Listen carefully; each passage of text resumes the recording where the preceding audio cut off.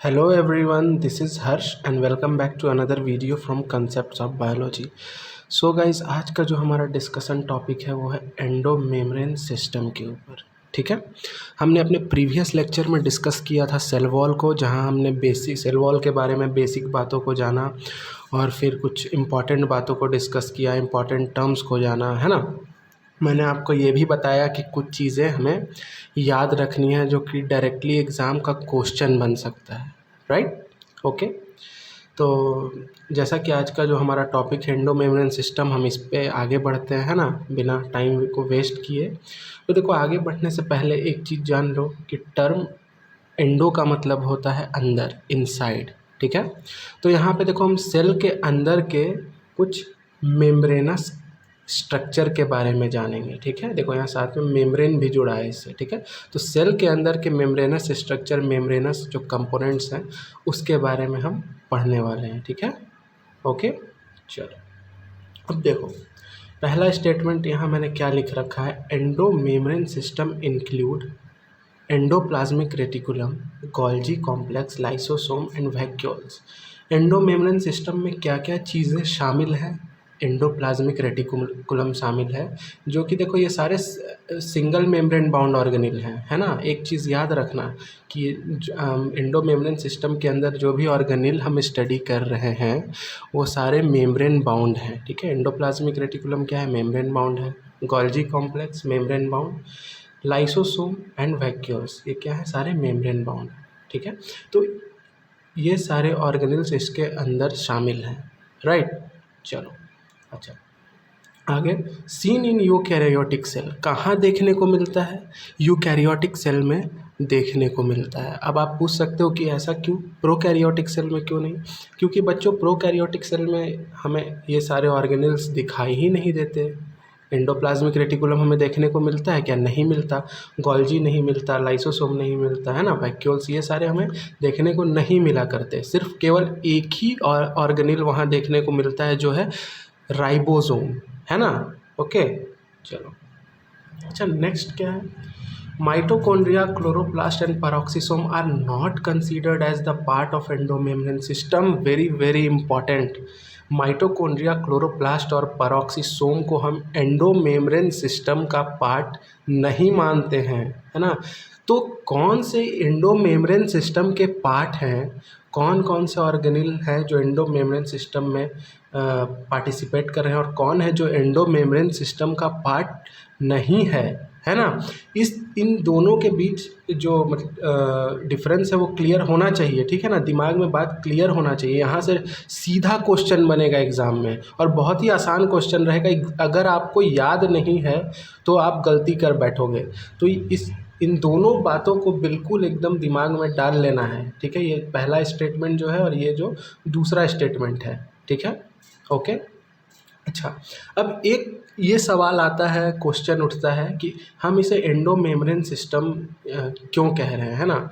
ये यहाँ जितने भी सेल ऑर्गेनिल्स हैं हम इन्हें एंडोमेम्ब्रेन सिस्टम के अंदर क्यों रखे हुए हैं, है ना, एक सवाल तो बनता है। ठीक है, वो बच्चों इसलिए क्योंकि इनके जो फंक्शंस हैं वो कोऑर्डिनेटेड हैं, है ना, आपस में ये कुछ तालमेल रखते हैं, है ना, आपस में सामंजस्य रखते हैं। ठीक है, इसीलिए हम इन्हें एंडोमेम्ब्रेन सिस्टम के अंदर का पार्ट कह रहे हैं। ठीक है, ओके।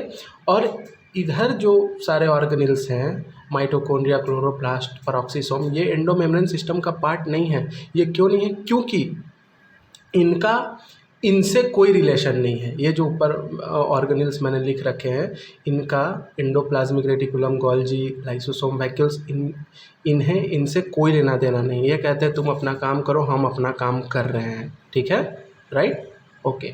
अब चलो देखते हैं कि कैसे ये एक दूसरे से कोऑर्डिनेटेड हैं, कैसे ये आपस में तालमेल रखे हुए हैं। अब देखो यहाँ पे मैंने देखो यहाँ दिखा रखा है, this is rough endoplasmic reticulum. ठीक है, अब देखो रफ एंडोप्लाज्मिक रेटिकुलम में क्या हो रहा है, प्रोटीन की सिंथेसिस हो रही है ना। देखो यहाँ पर इससे राइबोसोम जुड़े हैं एंडोप्लाज्मिक रेटिकुलम से, तो वो रफ एंडोप्लाज्मिक रेटिकुलम बन गया, है ना। ये सब बेसिक बातें आई होप कि आपको पता होंगी। ठीक है, अगर नहीं भी है तो आगे हम सब बातों को डिस्कस करेंगे, राइट।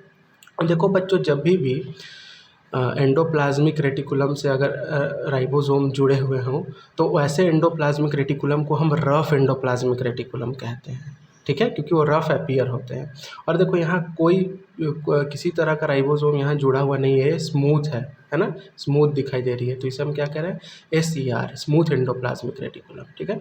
यहाँ क्या बना करता है, रफ एंडोप्लाज्मिक रेटिकुलम में प्रोटीन बना करते हैं, और सॉरी, रफ एंडोप्लाज्मिक रेटिकुलम में क्या बन रहा है, प्रोटीन बना कर रहे हैं, ठीक है, ठीक है।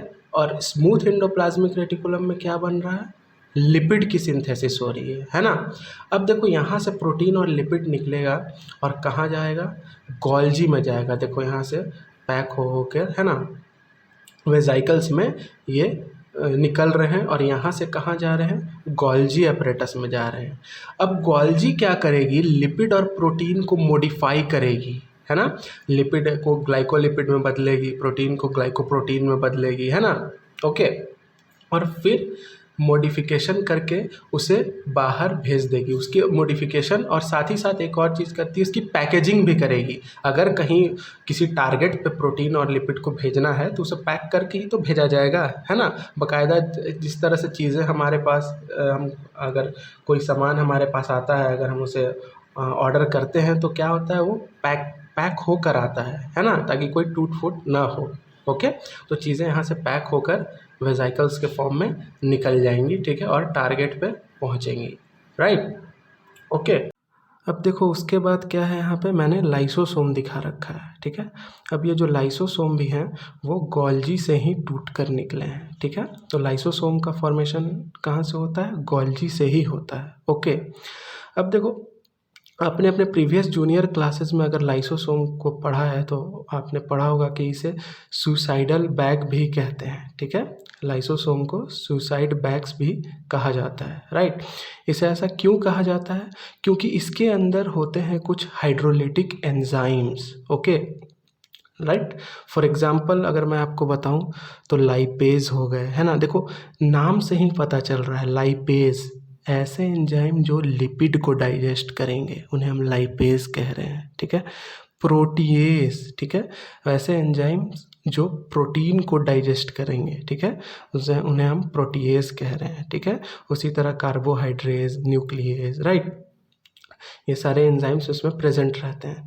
तो इन केस कि अगर लाइसोसोम फट जाती है तो क्या होगा, ये जितने भी सेल के अंदर ऑर्गेनिल हैं उन्हें डाइजेस्ट कर जाएंगे, ठीक है, उन्हें ख़त्म कर देंगे, ठीक है, पूरी तरह से डिस्ट्रॉय कर देंगे, राइट। इसीलिए हम इसे सुसाइडल बैग्स भी कह देते हैं, ठीक है, राइट। अच्छा, अब आगे क्या है, वैक्यूल्स, ठीक है। अब देखो प्लांट और एनिमल सेल में वैक्यूल्स अलग अलग होते हैं, काफ़ी डिफरेंस होता है दोनों के बीच। अगर एनिमल सेल में तुम वैक्यूल को देखोगे तो वैक्यूल काफ़ी स्मॉल, छोटा दिखाई पड़ेगा, जबकि प्लांट सेल में वैक्यूल्स क्या होते हैं, काफ़ी प्रोमिनेंट होते हैं, ठीक है।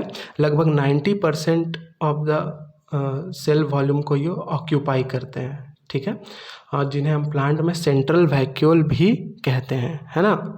तो देखो एक मैच्योर प्लांट सेल में जो वैक्यूल्स होते हैं वो पहले से प्रेजेंट वैक्यूल के इनलार्जमेंट और फ्यूज़न से बनते हैं, जिन्हें हम प्रोवैक्यूल्स कह दिया करते हैं, राइट, समझ रहे हो इस चीज़ को। और ये जो प्रोवैक्यूल्स हैं, ऐसा बिलीव किया जाता है कि एंडोप्लाज्मिक रेटिकुलम और गोल्जी से ही डिराइव हुए हैं, ओके। तो ये चीज़ इम्पॉर्टेंट है, ठीक है, इसे ध्यान में रखना है। अच्छा, अब एक बार हम फिर से चीज़ों को रिकॉल कर लेते हैं। देखो ये जो माइटोकॉन्ड्रिया, क्लोरोप्लास्ट और पेरोक्सीसोम है, सबसे पहली चीज़ तो ये एंडोमेम्ब्रेन का हिस्सा नहीं है, ठीक है। मैंने बताया, फिर से बता रहा हूँ, इसलिए नहीं है क्योंकि इनके साथ ये कोऑर्डिनेट नहीं करते, इनके साथ इनका कोई कोऑर्डिनेशन, कोई तालमेल नहीं है। ये इम्पॉर्टेंट है, ठीक है। ऑर्गेनेल्स के नाम आपको याद रखने हैं, ठीक है। ये याद रखना है कि ये यूकैरियोटिक सेल में ये सिस्टम हमें देखने को मिलता है, ठीक है, okay. So guys, I hope कि ये वीडियो आपको अच्छी लगी हो। अगर ये वीडियो आपको अच्छी लगी हो तो अपने फ्रेंड्स के साथ शेयर करें एंड मेरे चैनल को सब्सक्राइब करें। Will see you in the next video. Thank you for watching.